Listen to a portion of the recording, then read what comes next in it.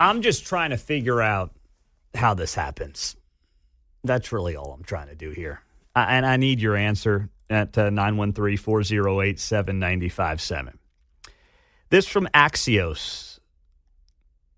7.6% of adults in the U.S. now identify as LGBTQ or another sexual orientation besides heterosexual, according to a new Gallup poll that dropped yesterday.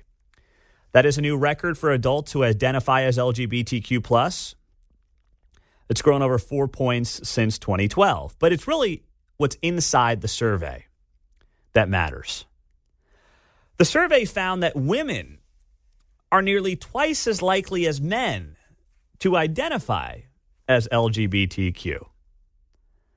What is the most common? Within the acronym, bisexuality is the most common form of LGBTQ+ identification among women. Gen Z, those born between 97 and 2012, were far more likely to identify as LGBTQ. In fact, almost 30% of Gen Z women, 28.5%, identify as LGBTQ. 3 out of 10 women born between 97 and 2012 identify today as LGBTQ+. For comparison, only 12.5% of millennial women and 4.7% of Gen X women identify as non-heterosexual. So the younger you are, you're more likely to identify as LGBTQ+, and women are far more likely than men to identify as LGBTQ+. Ask yourself why that might be. Regardless of how you feel about someone's chosen lifestyle, that's not really where this conversation is at. That's not where I want to take it. I want to take it in a direction that human beings are not different generation to generation. There's nothing different in how I was made versus how my parents' generation was made, their parents' generation was made, right? There's no difference whatsoever. And if you want to make the case of, well, people might be more comfortable today to come out and say what they truly are, that would not explain this dramatic increase through the generations. And it would certainly also not explain women being far more likely than men to identify as non-heterosexual. It's almost like the more impressionable you are, the more likely you are to identify as something other than heterosexual. That conclusion just has to be an obvious one to come to. What else would explain women being twice as likely as men to identify as this, while also those under the age of 28 being far more likely, 2.5 times more likely than millennials, who are right now about 30 to 40 years old, to identify as LGBTQ+. Right? I mean, that just influence, cultural influence.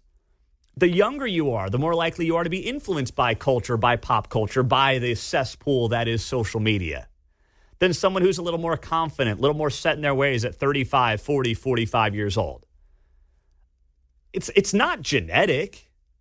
It's not biology. That's the only conclusion that I keep coming to on this whole thing. And I'm looking at it from afar, and I'm seeing the data, and I'm saying, help me make it make sense. And by the way, you know, for those who want to see like society move on and like the country continue and the world continue to populate with fellow human beings, it's not ideal, right? When guys who are looking to find their mates now have a pool that is half the size of what it was, because you've got 3 in 10 young women right now identifying as LGBTQ+. And I'm sure some of them are, but is it really that high? Or is it in large part about social pressure? Is it really about heightened acceptance, or is there something more at play? New survey comes out yesterday. Axios writes about it here. Gallup survey released Wednesday. that shows here women are nearly twice as likely as men to identify now as LGBTQ+, bisexuality being the most common. And Gen Z was far more likely than any other generation to identify as LGBTQ+.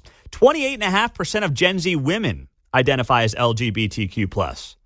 For comparison, only 12.5% of millennial women do, and 4.7% of Gen Xer women do. Is it really as simple as saying it's about heightened acceptance of non-heterosexuality? Or is it about influence? Is it about social media? What is the answer? I don't have it, but I'll tell you right now. As someone who's now a father of 3 girls, who's going to try like hell to navigate the world over the next bunch of years, I'm just looking for answers here. Evan is in Kansas City. Evan, good morning. You're on KCMO. What's up? Good morning, Pete. I just think that, I'm a Gen Z, I guess. You're Gen Z? So how old are you, if you don't mind me asking? I'm only 22, sir. All right. Well, thanks for listening, my man. We love that. Yeah. Just recently started listening thanks to a coworker to get my mindset, of course.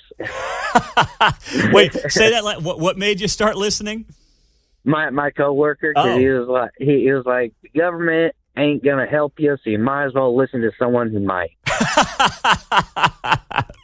That's a great line. You got a very smart coworker there, Evan. I like it. Yeah. All right, man. So you're a Gen Zer yourself. You're 22 years old. What are the trends that you see then? I'll be honest.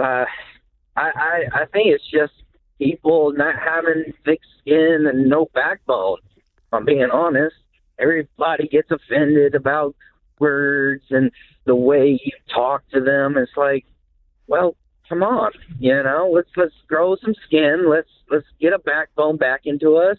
But why would that make people want to identify as something? Like, how does that tie into how people want to identify? I think it's, the first relationship that they ever get. They think that, that's going to be the setting stone or stepstone for the future of relationships, when it's not. Mm-hmm. It's like the first one's always going to be rough. Yeah. You have to take that into consideration, but I don't think my generation does. They think, oh, this is my first relationship, this is going to be the best one. How is Evan, and I don't want to get too personal here, but mm-hmm. how's your dating life? How does this make it more difficult if now 3 in 10 prospective women don't want to be in a heterosexual relationship? Personally, it doesn't really affect me all that much. I'm more of a working man. Sometimes I don't even have time for myself. Yeah. If I'm being honest. Well, what? It sounds like it's a good idea right now with the way the world is. So you keep working on yourself, brother. You keep listening to us, and we'll try to help you along the way. Well, of course, I only take the views of you very seriously. Well, we appreciate you, my man. Have a great day. You as well. All right, good deal. 913-4087-95.7. As we roll through the morning, the text line is also open for you. Don't forget, we got the Kansas City Auto Show tickets coming up in a half hour. Pete, today, part of the problem as well is too many young boys are in the basement gaming with their friends. They're not even interested in girls. I'm seeing that on the text line a lot from some of you that have sons or grandsons. So what if it's never totally black and white, right? We can't just sit here and only blame TikTok. We can't just sit here and say it's all about social media and politicians. What if also as part of this is that young boys don't want to be men?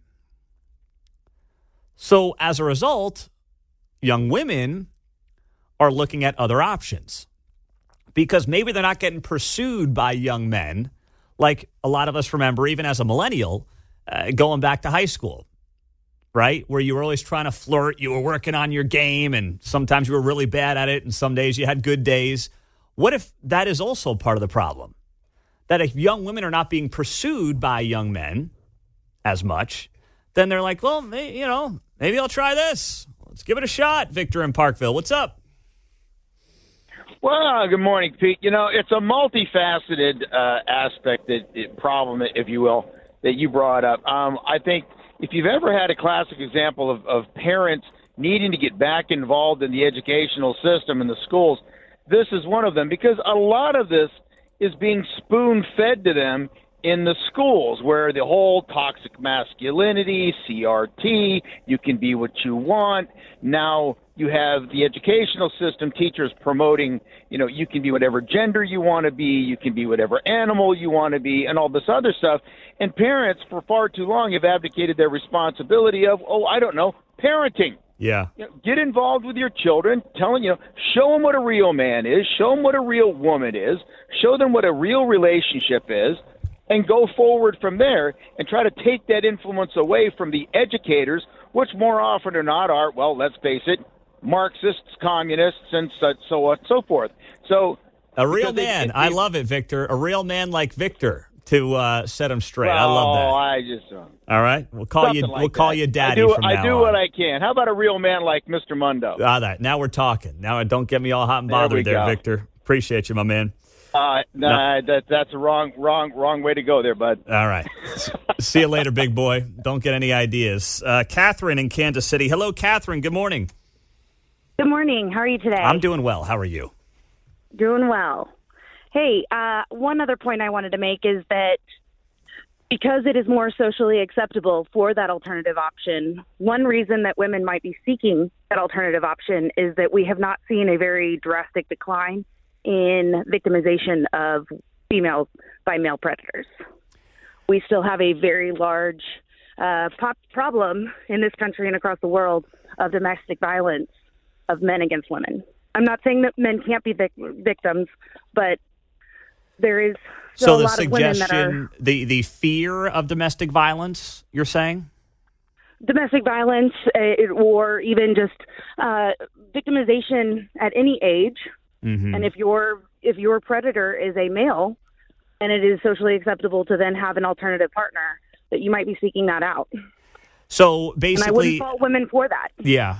So basically, becoming a lesbian because you're afraid of getting abused by a man. I'm just trying to understand. Is that it? Yes. Okay. Gotcha. All right. I mean, listen, anything's on the table. Thank you, Catherine. Appreciate it. I suppose that's possible. Or if you just say, hey, I don't know. That's a new one. It's kind of like a psychological thing, maybe. Here's the thing, though. I think with domestic violence, I feel like we're in a much more observant place than we ever have been.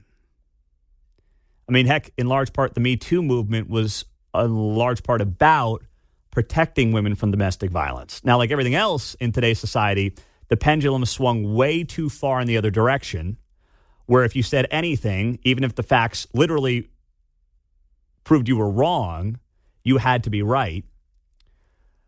But I also wonder, too, if that's kind of social media or media-based in terms of how it's driven and how it's promoted. Not that there's still not domestic violence. There obviously is. I'm not downplaying that. But I just would think that if I was heterosexual, if I was a heterosexual woman, I would do my best. And you can't always do your best. I understand people end up in relationships that turn sideways that they never see coming. I know women who have gone through that. I know there are women listening who have been through that. So I'm in no way judging, but everything in your power to try to avoid that relationship before it were to get to that point. And I'm not sure if I had urges that were heterosexual in nature, I would change those urges due to potential fear of picking the wrong partner. That's different. But, as someone who's set to raise 3 young girls, I'll tell you right now, I'm not afraid of them being strong women. But I was talking about this to my mother-in-law, who's here, of course, with the baby being here. And she's got friends in the education sector, the public education sector. And she says that they have seen, whereas 25 years ago, it was kind of a balance of like the best students were always boys and girls, and there was a blend between the boys and the girls being the best students. Now, the best students are all girls. And the boys are the goofballs in the back of the room who are doing spitballs and never paying attention. Now, there were always the boys who were goofballs, But now all the boys are goofballs and all the girls are, doing their studies and the best in the class, and it's not even close. And that gender gap is a problem as well. I think it's great to have female empowerment. That's how I'm going to raise my daughters, but not at the expense of men. It's not either or. You can uplift young boys and young girls to be the best that they can be. And I do wonder, with the way that we are neutering men, not literally, although that is going on in some cases, but more figuratively, that's hurting this process as well. 913-408-7957. Are you talking about toxic masculinity? Yes. That kind of thing? Yes. Yes. That is out there in full force, and people are trying to, make it out to be the worst thing. Can't have that. No more masculinity, damn it.